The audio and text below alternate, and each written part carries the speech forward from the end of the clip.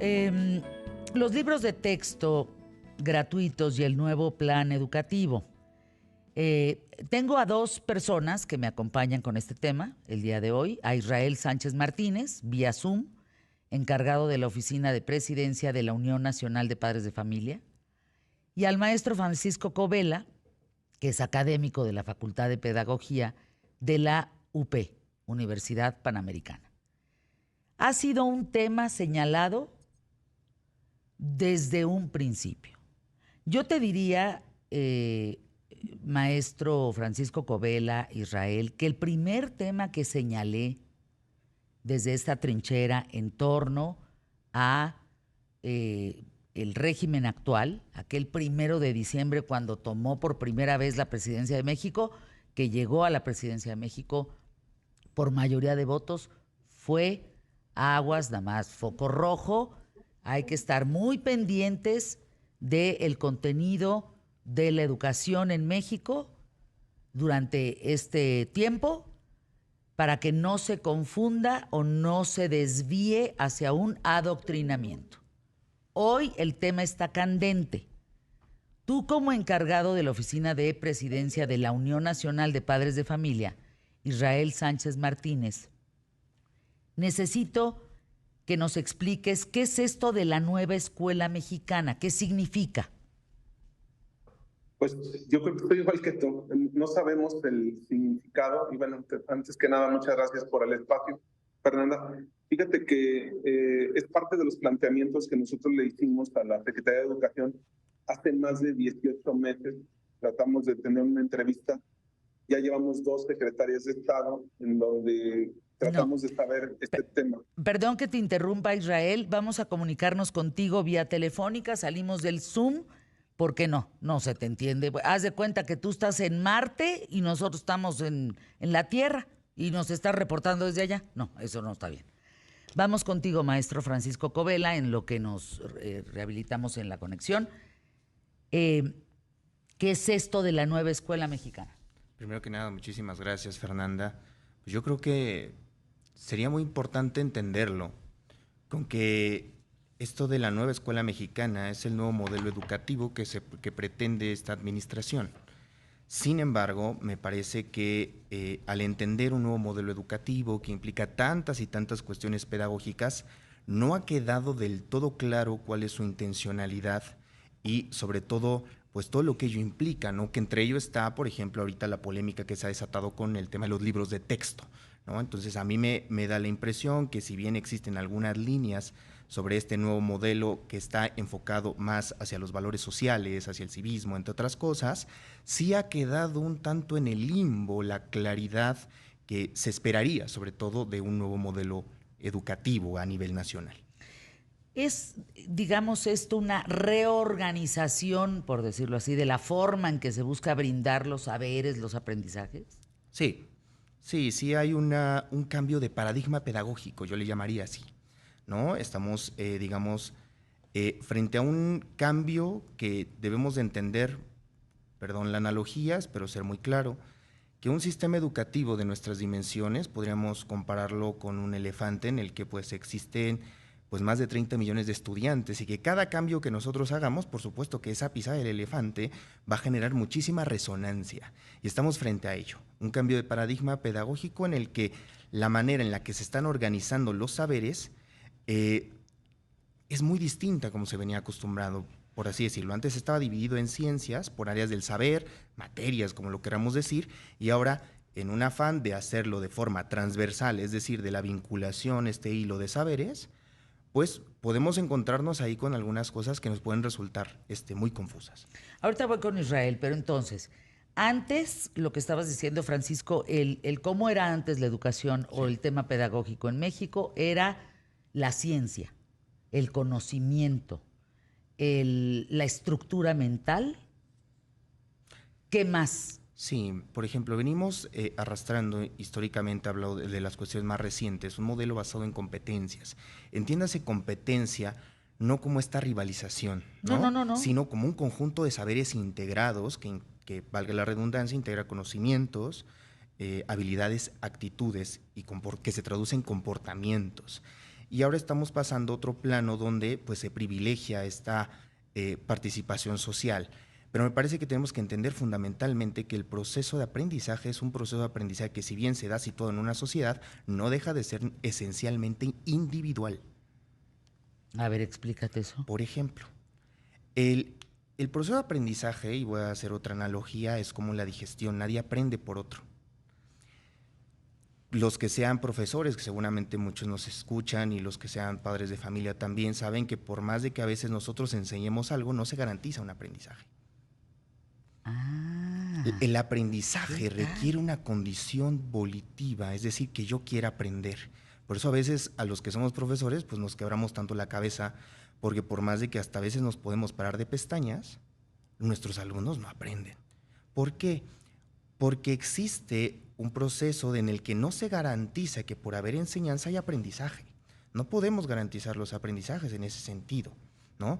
Porque, insisto, quien aprende es uno, ¿no? Yo puedo, profesor, disponer de muchos medios y recursos para favorecerlo, hacer todo lo posible en mi intencionalidad didáctica para que los alumnos aprendan, pero no necesariamente se logra, y eso es hoy, ayer y siempre, ¿no? Esa es una cuestión humana. Ahora, en esa cuestión humana, con ahora decías que el formato ha cambiado y es un formato más social, dijiste un formato más... Sí. ¿Qué? Sí, ¿Cómo es ahora? Es un formato, digamos, por así decirlo, en el que está más orientado a las cuestiones sociales. Por así decirlo, haciendo una revisión de los libros de texto que se han filtrado por ahí en distintos medios, nos podemos encontrar con que la mayoría de las aventuras de aprendizaje, como así se denominan, o experiencias de aprendizaje, como también lo podríamos definir, tienen que ver con resoluciones en asamblea, en grupos, en equipos, así, en comunidades, sin perder de vista eso, que por supuesto es una realidad. Sin embargo, también las cuestiones individuales, y si queremos migrar a una educación en la que a nosotros los tanto alumnos como profesores, como sociedad en general, seamos responsables de nuestros actos, no podemos desvincularlo de la parte individual, ¿no? Entonces, naturalmente el aprendizaje tiene una dimensión social. Pero si queremos realmente una educación, hay que entender que la verdadera educación, de alguna manera, no puede dejar de vista que cada una de mis acciones, de mis responsabilidades, yo me tengo que hacer cargo de ellas. Lo que plantea este nuevo sistema es que en bola, dímelo en palabras sencillas, Sí. en bola vamos a aprender que... Pues muchas de las cuestiones, una de las críticas es que se privilegia muchas veces la opinión grupal que a veces algunos datos científicos. No porque no sea del todo importante el pedir opinión y consultarlo y tener muy en cuenta esta cuestión de comunidad, sino que también hay cuestiones, la educación tiene algunos fundamentos científicos, la educación tiene algunos datos que tienen que preservarse, no puede ser todo sometido a una opinión. Eso es una de las más grandes críticas, y sobre todo no se puede pensar en la uniformidad de pensamiento, ¿no? A ver, vamos al siguiente punto. Me parece importante, Francisco. Cuando tú reduces, vamos a poner el ejemplo de las matemáticas para que tú y yo podamos entenderlo muy bien, con el público más inteligente. Si tú reduces, tú tienes antes un sistema, Vasconcelos, ¿no? Del 100% de matemáticas. Uh-huh. El sistema actual propone solo el 20% de las matemáticas. Uh-huh. ¿Estamos? Uh-huh. ¿Qué genera eso en la mente de los niños? Ahora sí que, si las matemáticas no mienten, Exacto. en este caso, ¿qué genera si eso? las matemáticas no mienten, a ver, naturalmente, por supuesto que no todo tendría por qué ser matemáticas, pero aquí me quiero ir un poquito más atrás. Sí, pedagógicamente hablando, Eso el me refiero. valor de las matemáticas Exacto. es crucial en el desarrollo neuropsicopedagógico de jóvenes, niños y niñas. No podemos pasarlo por alto, ¿no? Seas bueno o malo en matemáticas. Seas bueno o malo en matemáticas, el simple hecho de la resolución de problemas de orden matemático es, por así decirlo, una gimnasia cerebral. Estamos estimulando el cerebro, estamos facilitando que las personas, entendiendo sus distintos contextos, puedan llevar una vida a la que puedan aspirar a más y más, a que los problemas que enfrentan puedan ser resueltos desde distintas ópticas, ¿no? Naturalmente, las matemáticas son cruciales, fundamentales al reducirlas en este sentido, y a lo mejor también pues estamos perdiendo un valor muy importante, ¿no? Lo que son las ciencias, el lenguaje y las matemáticas son 3 pilares fundamentales para la formación de la mente de cada uno de nuestros niños y jóvenes. Para irme después de una pausa ya con Israel Sánchez, que formas parte de la oficina de la presidencia de la Unión Nacional de Padres de Familia, que hay muchas preguntas del público. ¿Qué otra materia, además de las matemáticas, que ahora en la nueva propuesta se está quitando o se está reduciendo, podría afectar en la pedagogía de quien estudia en el nuevo sistema? Mira, yo te podría decir así, desde un enfoque pedagógico, yo empezaría desde el orden en el que están distribuidas o integradas todas las materias, ¿no? Hay un principio clave, ¿no? La pedagogía y la didáctica tienen que ser lógicas y metodológicas. Y tras revisar estos libros de texto es difícil encontrar cuál es esta secuencia. Pudiera parecer que en este esfuerzo por hacerlas transversales y encontrar de alguna manera una respuesta en la que las matemáticas, la historia, la ciencia, todas se vincularían. Ese es el sueño de todo pedagogo, me parece, de todo profesor, que todo el mundo le encuentre sentido a lo que está enseñando. Pudiera parecer que se reduce, que es complicado, que no se entiende. Israel Sánchez Martínez, después de algunos temas de comunicación, hablando a nombre de la presidencia de la Unión Nacional de Padres de Familia, te pido nos resumas en un par de minutos cuál es la postura de esta Unión Nacional de Padres de Familia frente a los libros de texto gratuitos y el nuevo plan educativo. Sí, mira, pues nosotros hemos estado en el entendido de que se debe de cumplir con la legalidad en el tema de los libros, que cumplan con los planes y programas que ya están autorizados por la propia Secretaría de Educación y que en su momento pues determinen ya las autoridades jurídicas la corrección de estos de los errores que presentan el libro de texto, los planes adecuados. Y bueno, pues esta es nuestra función prácticamente está en informar, en tratar de que los padres, y es lo que estamos logrando, ya llegamos arriba de los 200,000 padres de familia ya de manera directa que enfrentarán ya acciones. ¿En qué sentido? En ejercer su derecho a la mejora de la educación. Esa es la parte fundamental. Ya ahorita vimos todo lo que, la serie de inconsistencias que no vienen de nosotros, vienen de los expertos. Y esa es nuestra posición. Seguiremos informando en el sentido de que el niño debe de recibir por derecho, y nosotros como padres, de tener una educación digna, y que eso se respete, y bueno, está plasmado en la propia Constitución, en la propia ley. Ahora, en caso de ustedes solicitan cambios, ¿tienes muy claro qué cambios son estos? Mira, más bien lo que estamos solicitando es que estos libros estén apegados a esos planes y programas que ya están autorizados. La inconsistencia de los libros obedece a no seguir el proceso que fue de revisión, de corrección, de esta estructuración que ya se ha comentado, del planteamiento didáctico que no se tiene claro. Y esta es la parte que estamos nosotros defendiendo, el tema de que el niño, el primer día de clase, pues no se enfrente con más dudas, porque lo que va a la escuela pues es aprender, no a confundirse más, y eso es lo que estamos nosotros diciéndole a los padres de familia, que ejerzan ese derecho a tener el libro y la estructura del programa adecuado, pues para que sus hijos puedan ir a la escuela y estén las horas que deban de estar educándose, informándose, y no improvisándose como se ha querido, como se ha planteado, y pues eso es algo que nos preocupa. Un tema que poco se ha tocado en medios de comunicación y quisiera empezar a rascarle por ahí es, claro, esto es la nueva universidad o la nueva educación mexicana, que tiene que ver con los libros de texto gratuitos y el plan educativo, y la preocupación va directamente a los alumnos, a qué es lo que van a recibir. Pero yo pongo en la mesa, ¿cómo va a impartir el contenido de esos libros de texto un maestro? ¿Cómo? ¿En base a qué? Porque el nuevo plan educativo, pongo un ejemplo muy burdo. Si tú te vas a la escuela A, te enseñan un tipo de matemáticas. En la escuela B te enseñan otro tipo de matemáticas, pero los dos llegan al mismo resultado. ¿Estamos de acuerdo? ¿Cómo se le hace desde la trinchera del profesor, qué va a entender el profesor y qué preparación tiene el profesor, qué idiosincrasia tiene el profesor, en qué cree el profesor, para entonces vaciarlo en sus alumnos. Por eso es muy importante que la educación sea laica.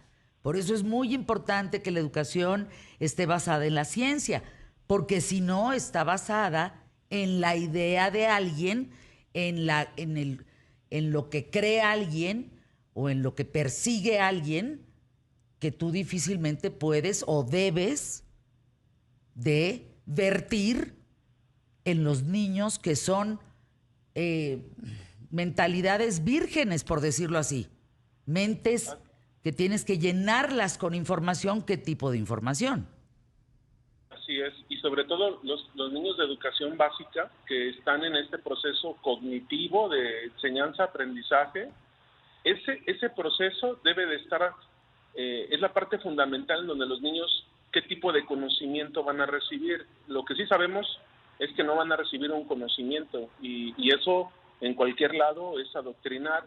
Y bueno, lo que más me preocupa es que ni siquiera ese adoctrinamiento va a estar claro, porque los niños que están llegando con deficiencias en su educación inicial de lectoescritura, pues difícilmente van a comprender aspectos y conocimientos sociológicos, como es lo que ya está planteando, y lo dijo ahorita el especialista.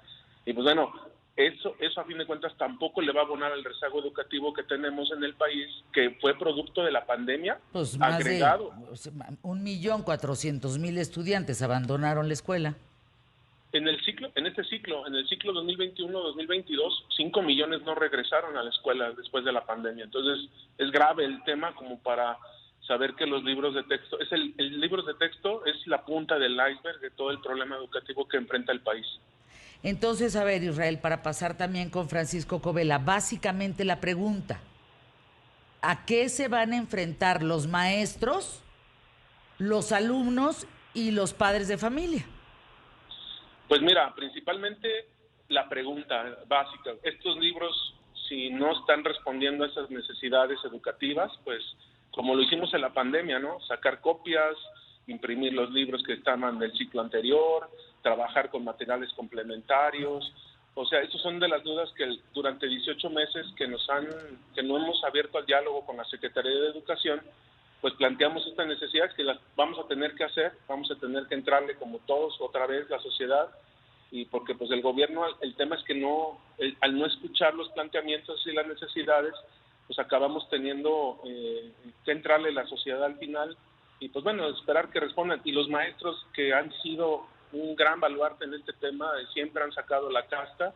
Pues bueno, el problema es que a veces les estamos dejando más trabajo que el propio beneficio, que es su vocación de educar, de transmitir el conocimiento de manera adecuada. Parece que les estamos trabando un poco más con estas improvisaciones relativas a los libros de texto.